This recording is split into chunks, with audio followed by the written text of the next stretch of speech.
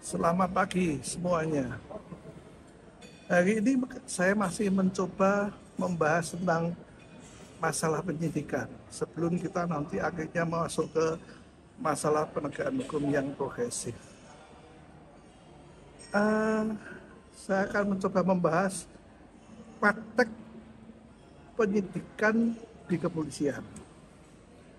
Di dalam sidang saya sudah selesai diperiksa saksi-saksi yang diajukan oleh kejaksaan. Cukup menarik, di sekitar 10 saksi kalau nggak salah. Itu beberapa saksi mengatakan bahwa dia memang pernah diminta keterangan oleh kepolisian, tapi dalam perkara manajer koperasi, bukan pada saya. Itu menarik gitu. Berkas yang untuk orang lain dimasukkan ke berkas saya. Satu. Ada lagi saksi yang mengatakan, misalnya saksi di kantor lelang, dia dengan tegas mengatakan saya tidak pernah menjawab pertanyaan penyidik seperti ini. Ketika dia katakan apakah lelang itu sah, gitu ya. Nah, saksi mengatakan sah, itu berbeda dengan di BAP polisi. Ya, dia mengatakan saya mencabut, saya tidak pernah mengatakan seperti ini. Ya, dua. Lalu yang ketiga, ada yang parafnya berbeda. Ya. Itu saksi sekretaris koperasi. Waktu diperiksa, dia mengatakan saya tidak pernah mengatakan angka-angka, tidak seperti di dalam BAP. Lalu penasihat hukum mencoba membuka halaman paraf. Dia beberapa halaman dia mengatakan ini bukan paraf saya. Itu menarik lagi. Ya. Lalu yang keempat, saksi dari terpidana atau terdakwa kasus yang lalu, yaitu manajer koperasi. Saat diperiksa, dia mengatakan saya diperiksa dari pagi sampai malam. Ya. Saya tidak pernah mengatakan kata tidak pernah ada rapat koperasi, dan itu bukan jawaban saya. Ya. Saya mencabut semua keterangan. Dan waktu itu saya diperiksa sampai malam, saya meminta berkas juga tidak dikasih. Ya. Sehingga banyak sekali saksi yang dicabut, mencabut keterangannya. Dan dia mengatakan yang berlaku di dalam persidangan.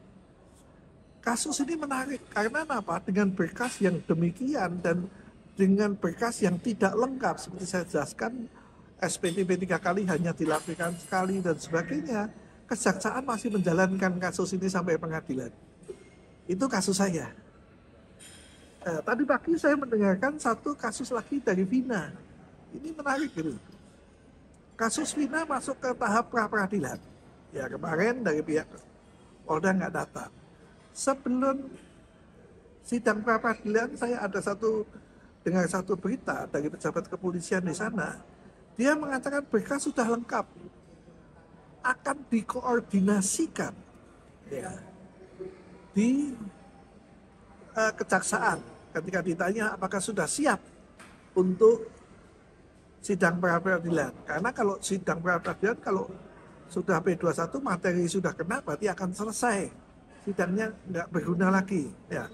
Akan dikoordinasikan. Ya. Tetapi saya dengar berita tadi pagi, Kejaksaan Tinggi Jawa Barat mengembalikan berkas dianggap belum lengkap. Ini menarik sekali. Ada kata koordinasi, ada kemudian tindakan dari kejaksaan.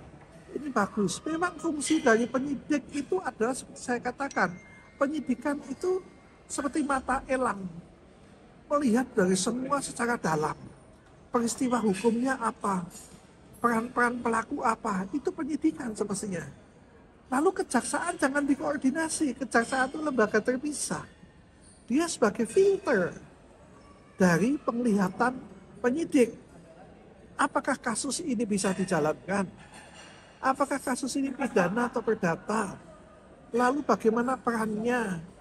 Apalagi yang perlu dipertanyakan? Pasal apa yang dihilangkan? Pasal apa yang ditambahkan? Itu peran dari kejaksaan. Jadi lebih berfungsi sebagai filter. Kalau toh filter itu lolos, maka ada satu lagi lembaga yaitu pengadilan. Ya, di mana akan menilai lebih objektif lagi karena di situ berfungsi antara penuntut umum yaitu jaksa dan kemudian penasihat hukum. Lalu hakim ada di tengah. Sehingga menarik sekali apa yang dikatakan Pak Tarto, yaitu Wakil Ketua Bidang Justisia Mahkamah Agung. Hakim harus melihat keseluruhannya. Ya, kalau di dalam peradilan pidana itu mencari kebenaran material, bahkan dia mengatakan peradilan perdata pun juga harus mulai melakukan itu. Ya, artinya apa? Bahwa keadilan itu harus melalui filter-filter sehingga tidak ada yang namanya kasus atensi, tidak ada yang namanya kasus titipan. Kalau itu terjadi maka mungkin akan lebih mengurangi kriminalisasi. Ya. Lalu bagaimana saya melihat kasus penyidikan ini? Ya, kalau sampai banyak sekali, tidak hanya satu saksi mencabut, kembali lagi saya katakan inilah fungsi dari pengawasan polisi. Berapa kali saya sudah lapor, ya, ke Kompolnas sudah. Ya. Kalau Kompolnas itu kurang wewenang, ya diberi wewenang. Tapi kalau sudah diberi wewenang tidak jalan, ya diganti atau bilang bubarkan aja. Kalau nggak berfungsi. Karena supaya apa? Untuk mengurangi kriminalisasi. Ya, terlepas apapun yang terjadi. Itu saya ingin menjelaskan lagi tentang masalah penyidikan. Dan yang kedua masalahnya tentang SDM. Saya lihat banyak sekali yang penyidik-penyidik mulai bergelar S2. Bukan sekedar tidak bergelar S1, S2 dan sebagainya. Karena budaya kita ini menganggap gelar itu segala-galanya. Apalagi bisa jadi gelar itu menambah kepangkatan atau golongan. Ya, menurut saya nggak begitu. Banyak sekali orang yang bergelar, tapi sebenarnya hanya gelar. Kualitasnya belum tentu. Ya, itu baru segi kualitas, bukan segi dari etika, keilmuan, dan sebagainya. Itu komentar saya tentang penyidikan. Saya ingin mencoba mengatakan bahwa kepolisian ada menyidik secara objektif dengan mata elang. Kejaksaan adalah filter dan pengadilan adalah perjuangan terakhir. Sehingga jangan ada kata koordinasi. Karena itu paling saya keberatan kalau di dalam pengadilan dikatakan apakah saksi atau terdakwa pernah diperiksa polisi? Pernah. Waktu diperiksa polisi mengatakan ini, itu tidak boleh. Karena BAP polisi hanya mengantar sampai dakwaan. Sedangkan pemeriksaan di pengadilan itu akan mengantar pada putusan. Berbeda, nggak boleh dikaitkan. Karena yang berlaku ada keterangan di pengadilan.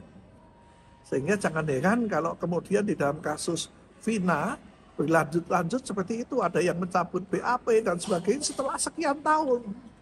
Karena tidak berani. Ya, karena awam. Ya, itu bisa terjadi. Ya, nanti yang akan datang kita akan coba masuk ke penegakan hukum yang progresif.